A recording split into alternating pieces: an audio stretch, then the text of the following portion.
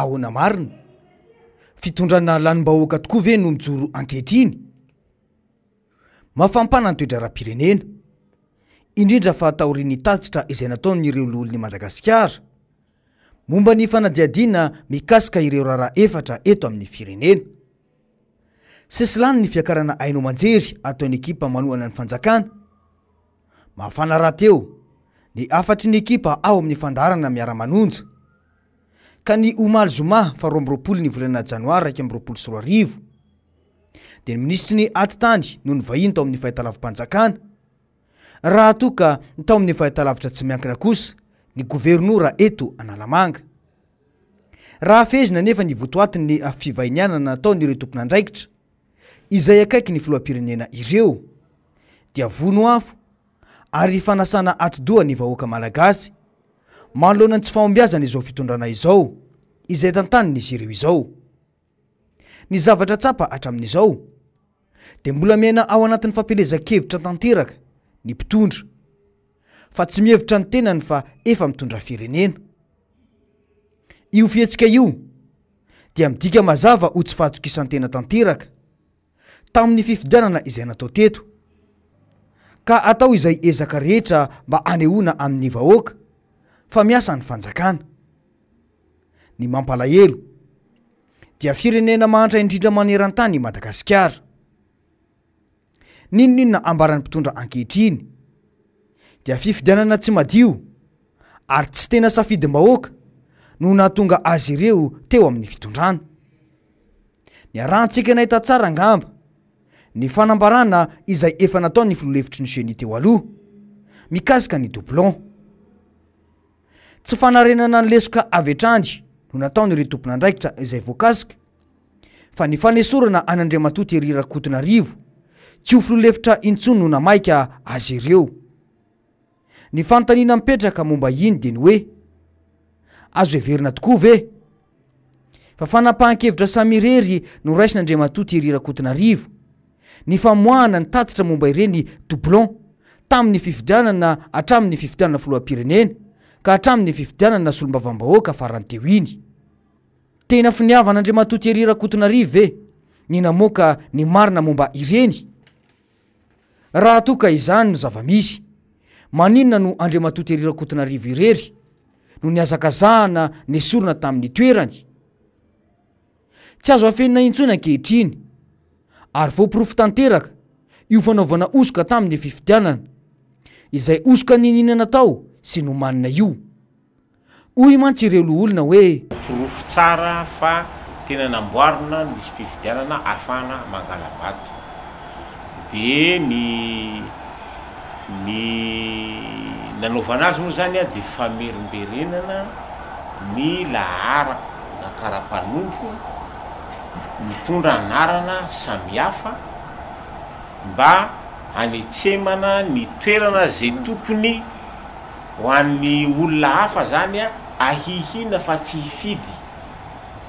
ny kandida zay ho arovana ao anatin'ilay fifidianana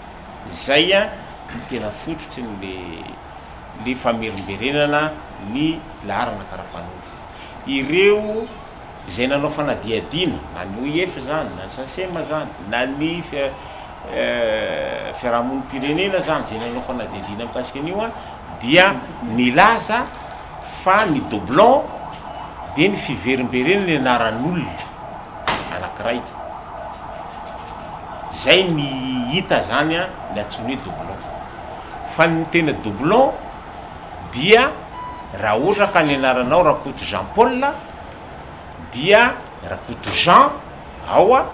Rakoto Paul ao a nefa hainao ihany io ary ny karapanondronao ihany no mitondra an'ireo Rakoto Jean sy Rakoto Paul reo zay zany ny antony hoe anetsemana an'ilay liste électorale satria raha fantatra zany fa ao anatiny birao mpifidianana anankiray a misy olona 100 dia fenona ny 100 fa ny tena marina tsy 100 ny tena ao anatiny ao a fa olona 30 na verimberina dia miampy fanampy ny fotsiny a mba hampitombo ny chance na ny probabilité andresena fifidianana zareo zany mbola tsy manomboka akory fifidianana dia fa any aminao zany a ny mitodika ny fandresena satria ny ahihina tsy hifidy zany a efa voala ao anatin'ny fifidianana ary le olona hifidy atokisana fa hifidiny tena no miverimberina ny anarany ao anatin'ny fifidianana.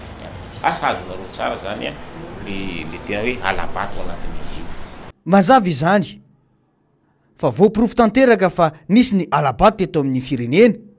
nandritra ireny fifidianana ireny. Isan'ny voakasika izany ny fifidianana filoham-pirenena. Raha tsy ahivina amintsika tsara fa isan'ny notakian'ny Antokotima ny fanatsarana sy ny fanamboarana io lisitra io. Tamin'izany fotoana izany ny navaly ny ekipa teo anivon'ny fitondrana tamin'izany dia ny hoe matahotra fifidianana ny Antokotima. Tsara mpatsahivina aloha fa nandritra ny fifidianana ho filoham-pirenena ny taona 2024 na mbola tsy teto tanindrazana aza ny filoha Marc Ravalomanana tamin'izany fotoana dia laharana faharoa ny kandida natolotry ny Antokotima. Efatrany no nahihiny maro tamin'ny alabato teto. Ny fifidianana 2024 iny dia azo inona tsara fa nandresy ny Antokotima fa ninina no resena na dia efa nisy aza io doublon io. Ny Antokotima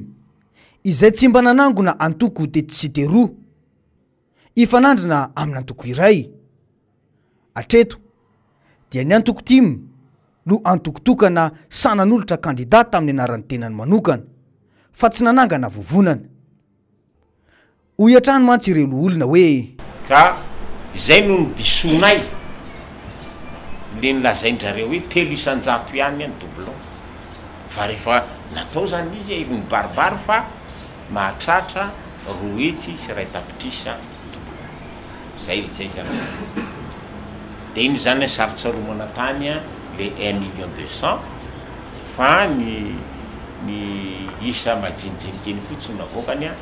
nefa izay nampivadika ny voka-pifidianana nanomboka tamin'ny 2018 ka hatramin'ny fifidianana farany. Inona izany no tsy nandraisan'ireo tompon'andraikitra voakasika ny fikarakirana ny voka-pifidianana io. Mazava mantsy fa ny zon'ny vahoaka malagasy mihitsy no nitsakitsaina ary tsy fanajana tanteraka ny lalam-pandrenana ny zava-misy. Na ny mpitondra ankehitriny io na ny UCNI na ny HCC dia samy tompon'andraikitra amin'izany avokoa ary tokony andray andraikitra raha tena matoko tena fa ny vahoaka malagasy no tompony safidy amin'izay olona hitantana ny firenena. Inona no antony tsy andraisana andraikitra? Ny HCC sy ny UCNI ary ny mpitondra fanjakana izay tsy afaka miala ao anatin'izany aza moa dia sainy ilaza mihitsy fa tsy misy fiantraikany amin'ny vokatry ny fifidianana ny doublon. Izany no fomba hitantanana ity firenena ity. Efa nambara teto moa ny fomba nampidirana ireo fitaovam-piadiana ireo teto amin'ny firenena ary ahihiny rehetra ny fifandraisana ireo fitaovam-piadiana ireo sy ny voka-pifidianana. Kandida mampiditra fitaovam-piadiana mialohan'ny fifidianana. Fitaovam-piadiana anaovana inona? Dia hoy hatrany ireo olona hoe tena natonga sainanay tao amin'ny komisiona dia ny fampitambarana ny vokatry ny fanadiadiana nataony ao amin'ny resaka lisam-pifidianana sy ny doublon sy ny aty amin'ny armement. Ny anton'izay dia satria ohatrany hoe mifandray be le izy hoe natao daholo zay tetika rehetra andresena amin'ny alalan'le alabato fa raha tsy tafavoaka tamin'iny zany dia tsy fantatra izay mety ho nampiasana, mety ho fantatra angamba fa araky ny teneniko Andriamatofiloha malina ataoko sangisangy hoe isaorantsika n'Andriamanitra ho afa tsy ny tantarany firenetsika ny navelany namaly an'izay fanontaniana zay hoe ho saika natao inona ireo fitaovan'ireo raha sendraka tsy lany. Mazava ny voalaza teo fa ny tiana olazaina dia fitondrana tsy lanim-bahoaka no mitondra ny firenena ankehitriny io. Ary tsy mahagaga raha ohatra izao no hiafaran'ny Madagasikara satria ny tsy fahamarinana no manjaka. Dia manaiky overezin-jo ve ny vahoaka malagasy? Ny HCC sy ny UCNI ve dia anaiky io tsy fahamarinana io na dia efa pirofony baribary be izao aza fa ahoana marina e.